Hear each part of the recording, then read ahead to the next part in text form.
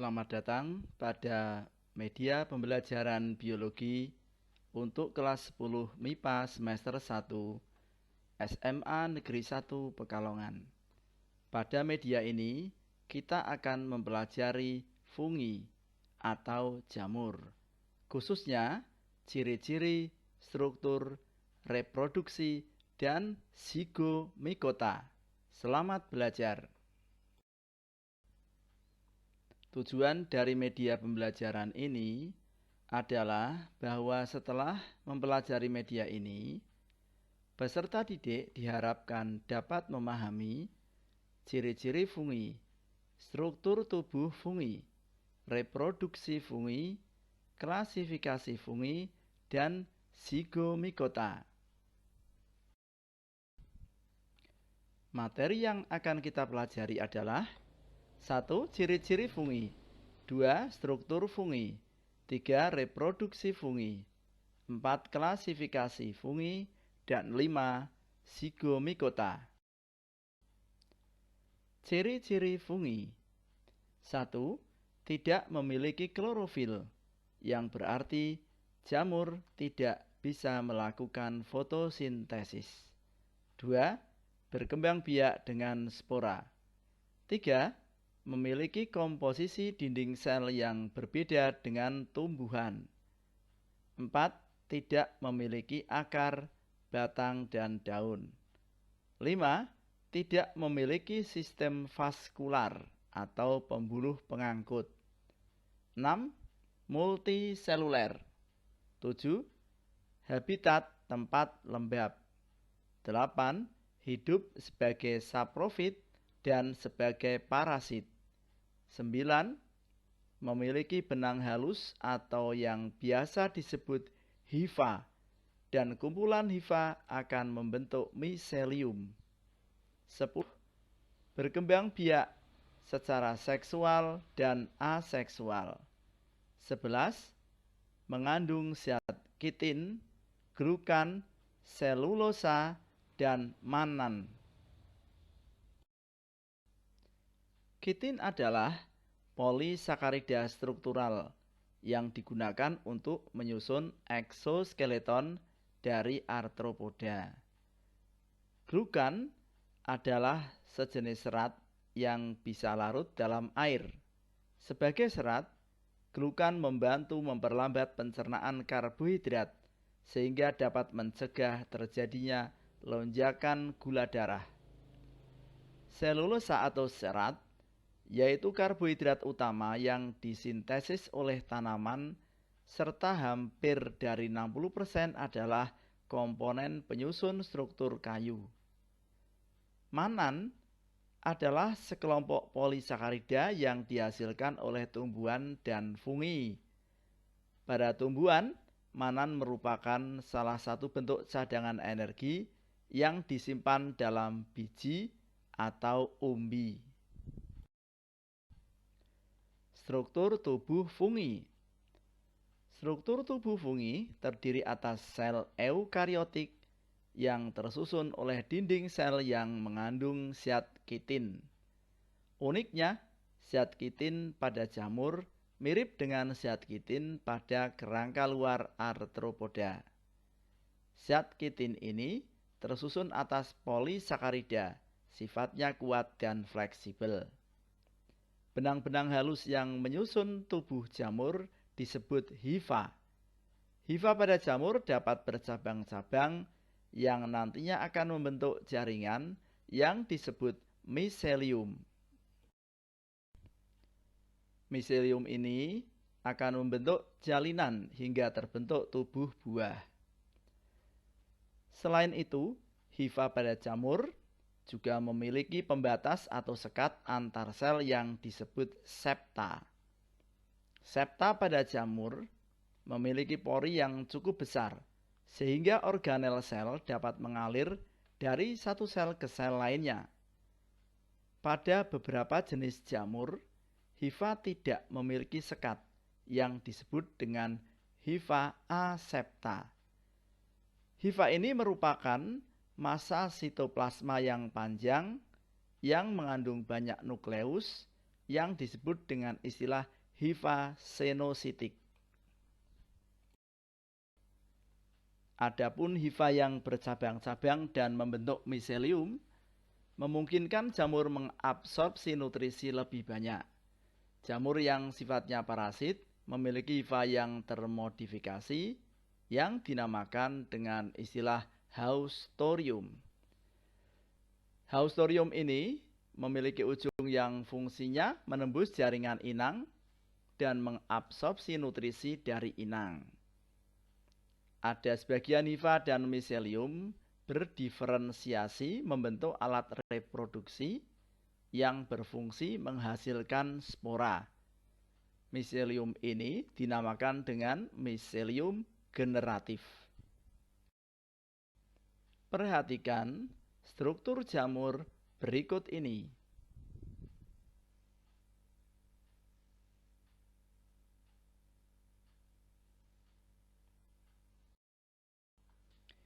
Reproduksi fungi. Fungi dapat melakukan reproduksi secara seksual dan aseksual. Kita bahas yang pertama adalah reproduksi generatif atau seksual. Biasanya jamur bereproduksi secara generatif karena kondisi lingkungan yang berubah atau pada kondisi darurat lainnya. Keturunan yang dihasilkan memiliki genetik yang beragam dan lebih adaptif terhadap perubahan lingkungan. Reproduksi secara generatif didahului dengan pembentukan spora seksual yang memiliki jenis hifa yang berbeda. Hifa plus dan hifa minus yang berkromosom haploid atau N mendekat dan membentuk gametangium atau organ yang menghasilkan gamet.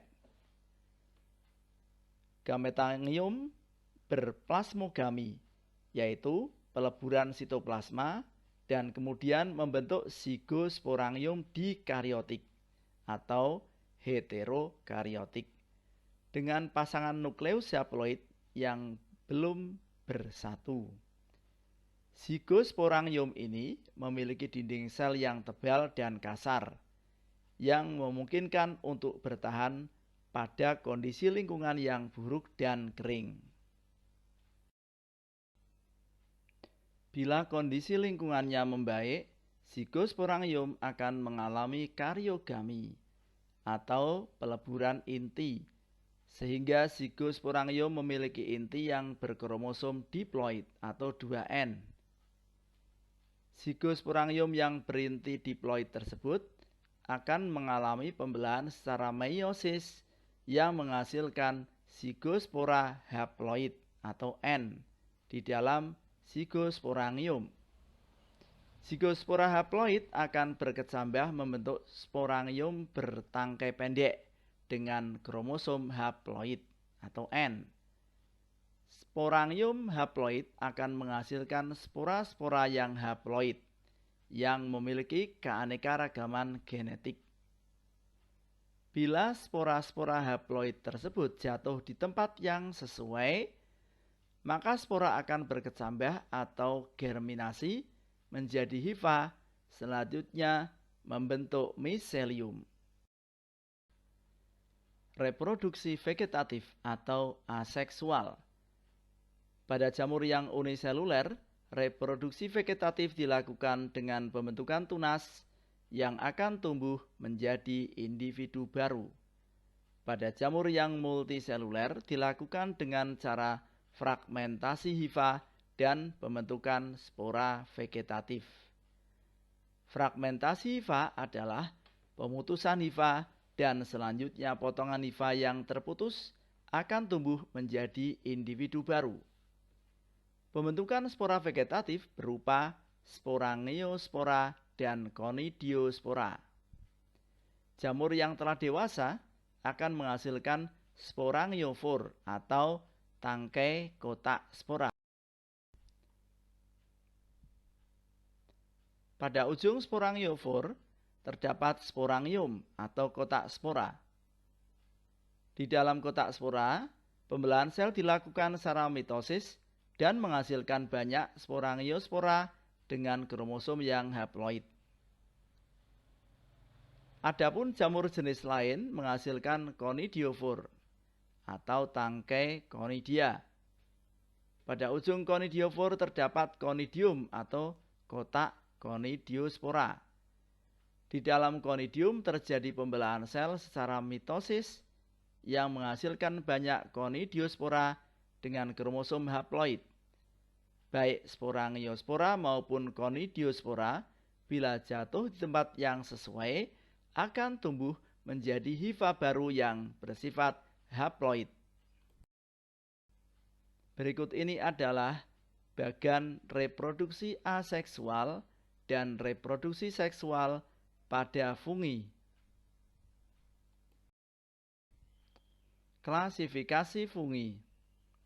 Kingdom fungi dibagi menjadi 4 divisi. Yang pertama adalah Zygomicota, 2 Ascomycota, 3 Basidiomycota, dan 4 Deuteromycota.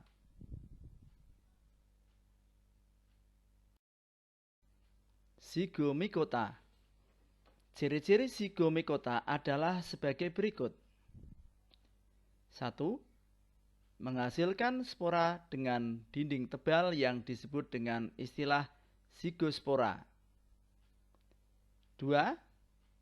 Habitat di darat, tanah, atau pada sisa organisme yang telah mati. 3.